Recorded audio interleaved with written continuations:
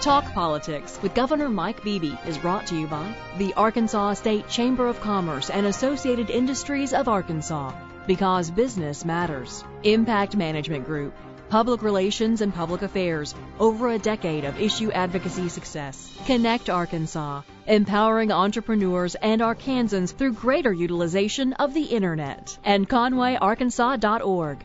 Get smart. Visit ConwayArkansas.org and see why Conway is the smart choice for business, education, and more. All right, welcome to this latest edition of Talk Politics. I'm Roby Brock. We are with Governor Mike Beebe, who's going to answer your questions today. We've got a lot of them in queue already. If you want to send some more questions to us, you can do it through Twitter or through Facebook. Make sure you use the Talk Politics hashtag. That'll be the best way to get it in queue. Governor, thank you for being with us. Surely. We appreciate you being here. Surely.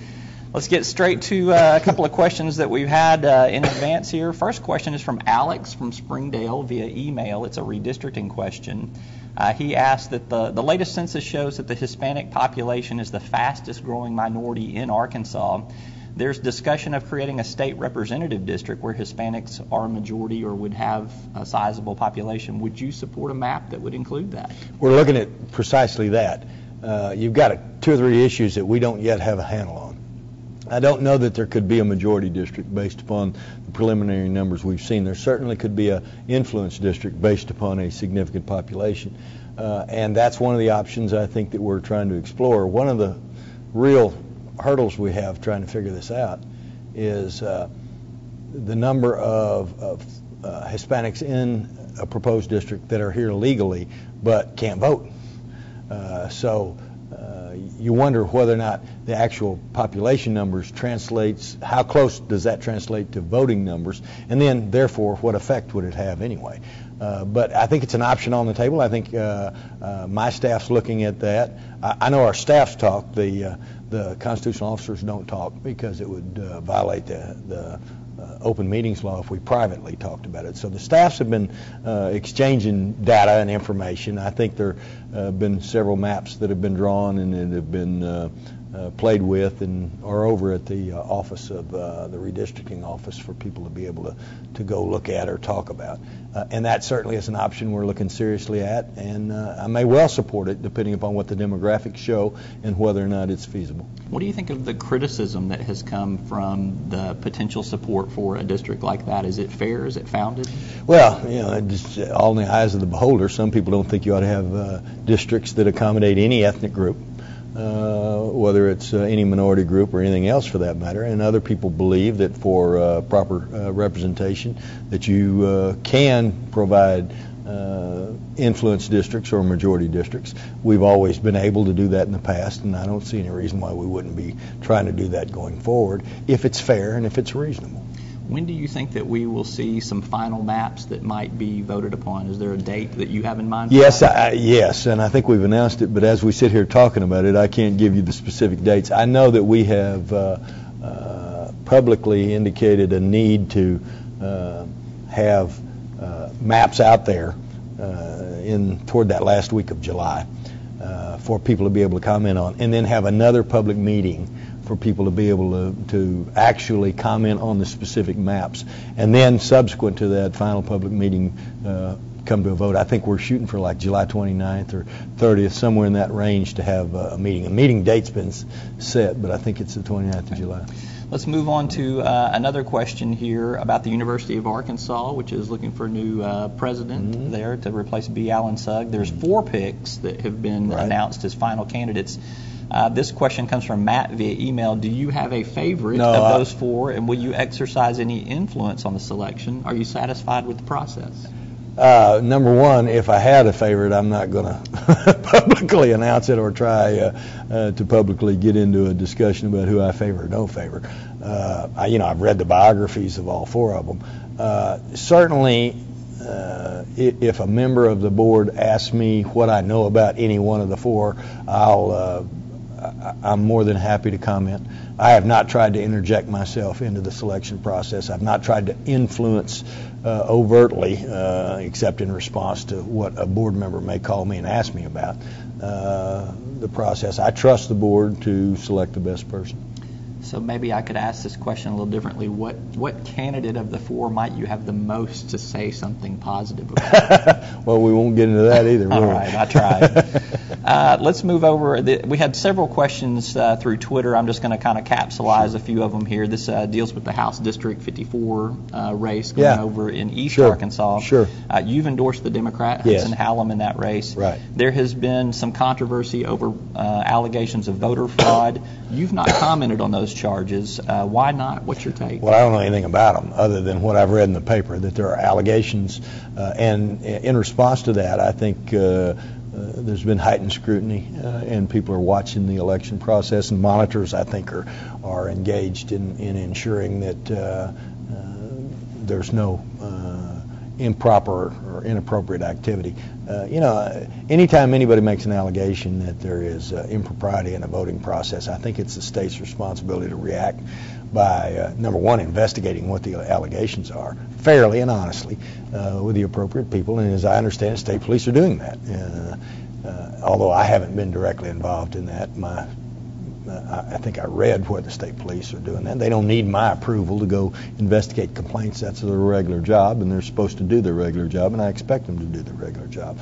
But in addition to investigating any allegations of impropriety, in addition to that, they need to make sure that going forward that they properly monitor the election process to ensure the integrity of the voters' wishes and wills. I assume that's going on. You get a lot of this stuff, depends on whose ox is getting gored as to whether or not someone wants to complain. Sometimes there's truth to the complaints. Sometimes irregularities exist which need to be investigated and eradicated. Sometimes they're sour grapes and they're not valid points. Nobody knows until you do an honest, objective investigation, and that's all anybody can ask for. There have been, I guess this is kind of a high-profile race just because there's nothing else really going on election-wise at this point in time. Do you think that a Republican victory or a Democrat victory will signal something specific about the electorate based on what the outcome of this race is? Well, I mean, that's kind of hard to say. It depends on what happens. It's traditionally a Democratic area, and the Democratic candidate would be just as favored in that race as a Republican would be in another part of the state that was traditionally Republican. It's complicated here because you've got a third-party candidate, an independent candidate, who has worked for me and worked had been a Democrat and worked in Democratic circles. To the extent that that vote gets split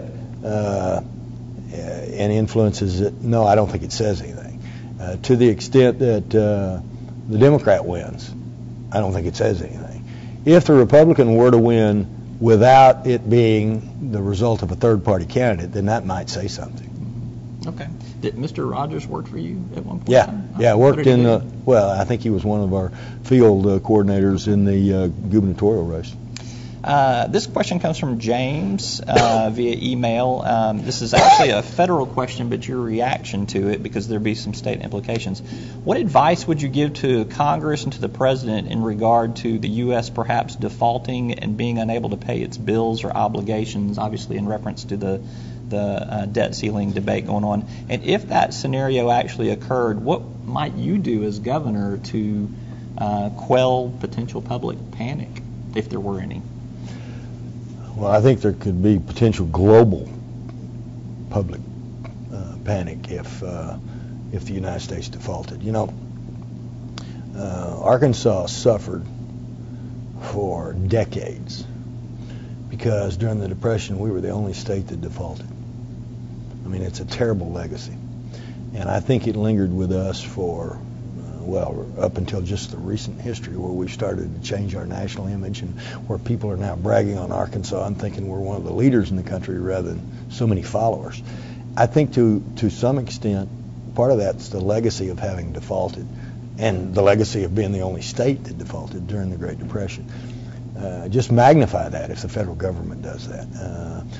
Apparently the economic instability that would cause across the globe, apparently what that would do to people's IRAs and 401ks, to all the retirement systems that people rely on, what that would do to stock prices, what that would do to job creation, what that would do to the private sector. I mean, a lot of it, I guess, is educated analysis by people who know a lot about all this stuff, but there seems to be a consensus from the left and from the right and from the folks in the middle that would be some of the ramifications. So it seems to me like, I think Geithner said it yesterday, failure is not an option there. And now, you don't expect everybody just to cave in, one side to totally cave into the other side, but these people better get together. I mean, the American people expect them to get together. Our system is set up in a fashion that one side doesn't get everything they want all the time, and nobody wins every war. But the people will lose if they don't figure this stuff out. What can we do as a state? Well, we'll do the best we can to continue to monitor our own operations in a fashion that maximizes our ability to pay our bills, pay our debts, provide services. As you pointed out several times, we've been one of 4 states. Now we're one of 8. The good news is 4 more states have joined the ranks of solvency and fiscal responsibility. But that means 42 states haven't, which means there's still major problems out there. And we're not immune, so that if this default occurs in the national economy, triggers a global collapse, economic collapse, and we're certainly going to get our fair share of the catastrophic results from that. So we're not going to be able to withstand by ourselves a global meltdown if all the prognostications are correct about what the ramifications would be of defaulting on our debt. But you guys have not had any cabinet level discussions or any internal staff discussions about we might ought to get a game plan together? Oh, we've had a lot of internal staff discussions, absolutely, and we practice scenarios on lots of things. Everybody knows that we practice scenarios on disasters. We also practice scenarios on what adjustments would need to be made in the event of an economic downturn, either on just the state level or on this. This is so catastrophic, it's akin to what would happen on the emergency response level if New Madrid had a major earthquake. I mean, this is so big. A potential national default is so big, there's not a lot most states can do to affect change in that regard. Are there some things that you can point to that you would do, though, or that you might have to do to, react to that type of scenario? Well, one of the things we may have to do is to be able to properly plug in our rainy day funds. And I do have more flexibility, but that's pretty limited too. So I don't want to speculate. I think it's too early to speculate on that. I don't want to fuel additional speculative fire. I don't want to create a headline that says Arkansas will go X, Y, Z in the event of a national default. We will do the best we can to weather that storm if that storm occurs. But everybody needs to understand the people in Washington need to get busy and solve this problem, and they need to do it in some spirit of cooperation. Now, I tell a story, Roby, and it's a great story. It's a total bipartisan story, and it happens to be true about Erskine Bowles. And Erskine Bowles was Clinton's chief of staff when Clinton was president, and the House and the Senate were controlled by the Republicans. Newt Gingrich was the Speaker of the House, and Trent Lott was the Republican Majority Leader in the Senate. And so Clinton sent Erskine Bowles to sit down with the leaders of the Congress to try to get a handle on the deficit, what everybody's so concerned about now in the mid-'90s. And they didn't trust each other for several weeks, and they didn't get much done, and they were waiting for somebody to go run to the press or run out and beat their chests and throw stones or claim victory or whatever the case would be. They figured out after several weeks that nobody was doing that maybe they could trust each other. And they sat down and they actually, in a bipartisan way, Democratic chief of staff of the White House, the Republican leader of the House, and the Republican leader of the Senate, and they worked out a plan that ultimately resulted in 4 years worth of hundreds of billions of dollars of budget surpluses, all going on that national debt, and with projections that we would be out of national debt for the first time since Andrew Jackson, I think, had the things progressed after Clinton left office in the same fashion for another 3 or 4 years. It can be done, but it requires leadership and bipartisan work and folks kind of putting down their political hats for a second and getting together and doing what needs to be done, which is to work for Americans. I mean, that's who they work for. They work for the people of America. Well, we got a couple of state budget questions, so let's use Sure. that as a segue. Sure. This one comes from Schroeder DW on Twitter. I'm not sure who that is. Shouldn't the $94 million state budget surplus go back to taxpayers, perhaps based on a share-paid basis? No, not in my opinion. I think they said if it was not on a share-paid basis, but on a per capita basis, it's $32 is what people would get. Look, I've got a track record of cutting taxes. No Republican, no Democrat, no independent in the history of Arkansas as governor has led more, fought for more, and actually obtained more tax cuts than we have in 4.5 years, primarily through the grocery tax, but not just the grocery tax.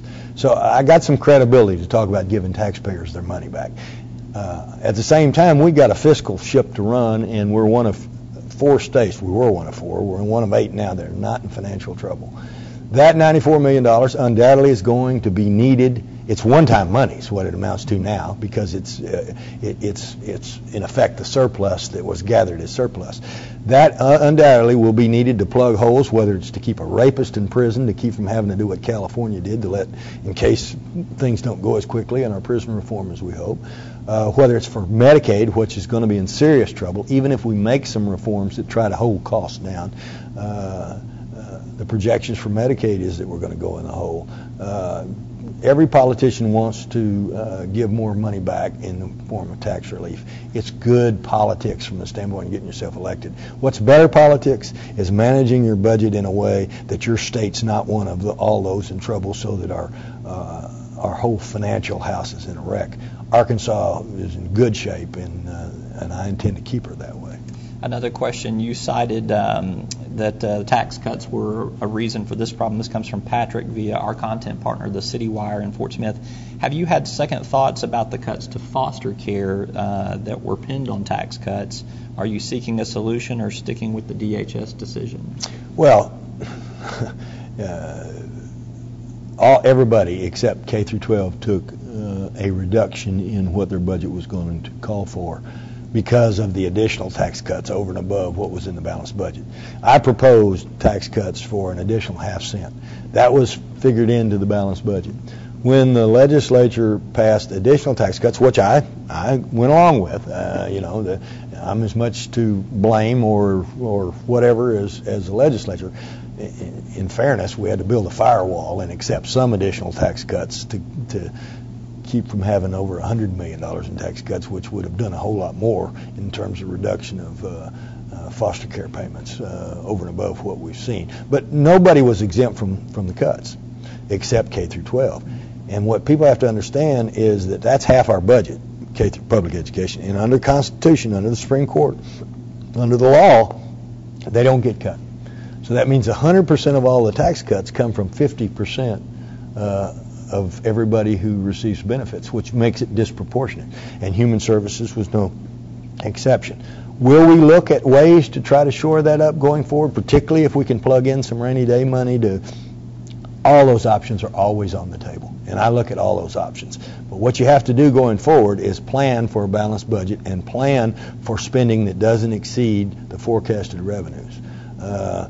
Everybody applauds, well, not everybody, almost everybody applauds the fact that we are one of 4 doing things right and not running in the hole. And people can say, well, you got to. That's the Constitution. Every state, I think except Vermont, has to have a balanced budget. And yet they still have these huge problems. And they end up balancing their budget either by borrowing money or by taking it from retirement systems or by delaying some payments or by just huge cuts in services. We haven't had to do that at this point. And so part of the reason that we've been in this shape is that we've had to make these tough calls sometimes, and nobody likes those cuts. I certainly don't like those cuts, but it's one of the areas that you have to look at. But you don't see addressing that foster care situation until the fiscal session? Not necessarily. I have some discretion in rainy day monies, but we can't we don't have that much rainy day money. We can't run out the first month of the fiscal year and devote everything there. Then what happens if the state hospital gets closed for the mentally ill, as we've seen the problems in that regard, and we don't have anything there. What happens if the prison runs out of money and we have to start letting folks out like they did in California? So, I mean, you have to manage all this stuff, and I'm very conservative about the way I manage it, and we'll do the best we can to minimize the negative effects on some of our services. But cuts are inevitable when you've got a balanced budget, and they created more tax cuts, and I accepted more tax cuts than was originally proposed in the balanced budget. Part of it, I did it too. All right, let's go to Jill from Conway. This question comes via email. Your recent decision to appear before the Stonewall Democrats created some controversy in the media and among some of your supporters who had not heard you articulate your views on civil unions and equal rights for those in the gay and lesbian community in such a direct way before. Were you surprised by the discussion that ensued after your appearance? Do you see your comments as a reflection of your personal beliefs or merely a commentary on the current political environment surrounding those issues? Do you regret going? Well, that's a good question. There's some days I regret going. No, they asked me to come. I think it was important that I go. They knew before I got there what my position was on same-sex marriage. I was opposed and am opposed to same-sex marriage. Where some of the controversy, I think, got a little heated beyond what I expected was with regard to some of the discrimination issues. And, frankly, I guess people think I know everything about everything. Discrimination of folks in the workplace, in the work environment, is not appropriate, and some views got or some discussion ensued about that I thought was different than what I'd actually said. People do change, and they sometimes they do evolve, but I tried to answer the questions honestly about what I thought. Part of it was what I thought was going to happen based on the political environment. Part of it was my own personal opinion and beliefs. The majority of the folks that invited me there, while they disagreed with me on some of the issues, were very respectful and very kind about the way everything went down. There were others that were less than kind, and you're always you can't make everybody happy. You can't make everybody, and I used to try to do that. Some people said that was one of Bill Clinton's big downfalls. He wanted everybody to love him. Well, everybody doesn't love you. Everybody doesn't love me, all you can do is tell people what you think and then live with the consequences. But you were not surprised by the discussion that ensued after that. So you knew it would be somewhat of a controversy. Sure, I knew when I went. Yeah, in fact, I joked about it when I went and made a few opening comments about the economy, about the budget, about prison reform, and I said, I guess that's what y'all wanted me to come talk about, and see y'all later. And of course, that broke the crowd up, and everybody laughed because they knew, and I knew, that there was going to be questions and answers, and there were going to be pointed questions, and it was going to be exactly what it was. We've got a couple questions on the severance tax here. First of all, this one just came in during the program here. Mm-hmm. What's the governor's position on Sheffield Nelson's severance tax proposal? Well, I always believe that people ought to be able to vote on it. I thought that we accomplished what we needed to accomplish with regard to trying to fashion a reasonable severance tax when we had none before. Now, the folks that wanted more severance tax, like what Mr. Nelson is proposing, thought, well, we got too little and we got rookie dude. Again, you got to put all this stuff in context. And at the time, we had no severance tax, and we fought and it took 3/4 votes in both houses to get a severance tax.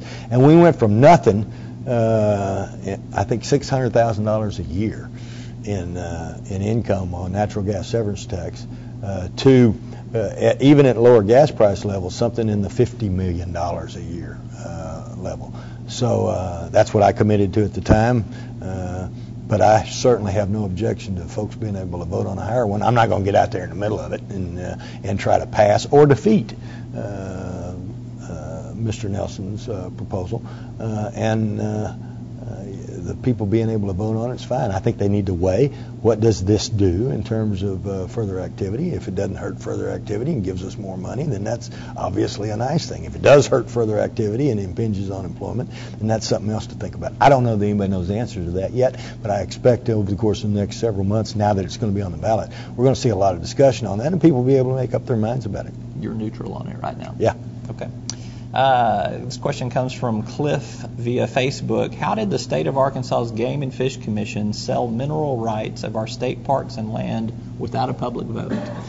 Really, really, really good question. And, you know, one of the things that I would have loved to have had those monies from the Game and Fish mineral rights into some critical areas like foster care. We went over and tried to get them, and they did commit some money to general purposes. The people of the state of Arkansas a number of years ago passed a constitutional amendment that created constitutional independence to get them out of politics. I mean, that was what they said at the time.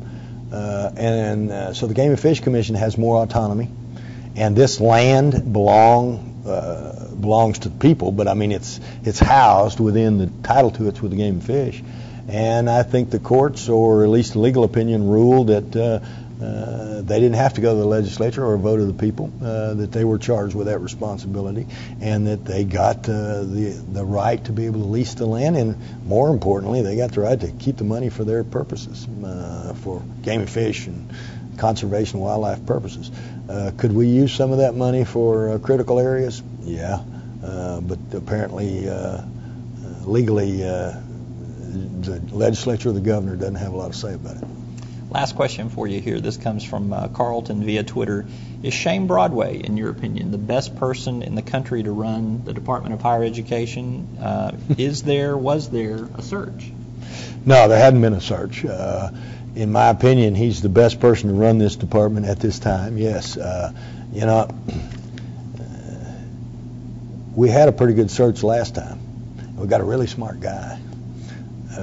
But if you'll talk to the colleges and universities and some of the other folks, there was a difficulty in communication. There was difficulty in communicating with legislators, with colleges, with boards of trustees, with presidents. And Jim was a good man. I hired him, or recommended his hiring. Actually, the board hired him.